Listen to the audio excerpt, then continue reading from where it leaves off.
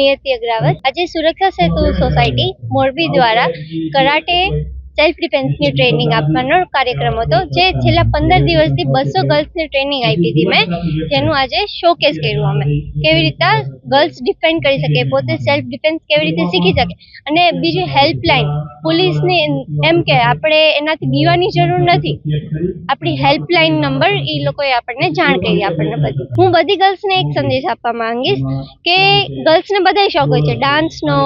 Beauty પાર્લરનો, ગરબાનો, એ બધું okay છે, પણ એક કરાટે છે જે એ પણ એક શોખમાં ઇન્ક્લુડ કરો, કેમ કે કરાટે અને સ્વિમિંગ બે ગેમ છે જે તમારા લાઈફ સેવિંગ ગેમ છે। હંમેશા એ તમને આવડવી જોઈએ, તમે 5 વર્ષે શીખાવશો કે 15 વર્ષે શીખાવશો, એ તમને લાઈફ ટાઈમ કામ લાગશે। આજરોજ ટંકારા મુકામે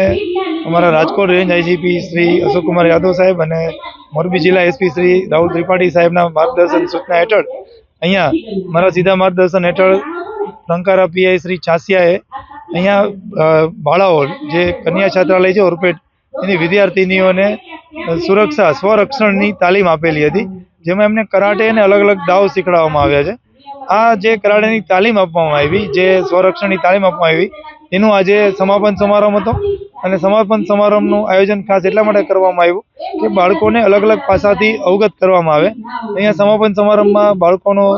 કરાટેનો ડેમો હતો, ડેમો પત્યા બાદ એમની પોતાની સ્વરક્ષા કેવી રીતે કરે એના પણ અમુક ઉદાહરણ આપવામાં આવ્યા। ત્યારબાદ અહીંયા અમે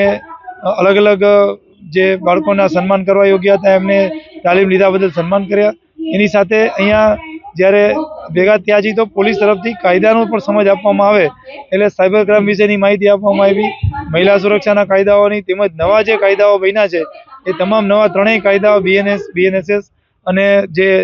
એવિડન્સનો કાયદો બન્યો છે ભારતીય સાક્ષી અધિનિયમ, એ તમામની અહીંયા માહિતી આપવામાં આવી અને તદુપરાંત અહીંયા ટ્રાફિક વિશેની પણ માહિતી આપવામાં આવી, જેથી કરીને બાળકો મોટા થાય તો એ ટ્રાફિકનું સમજીને પાલન કરે।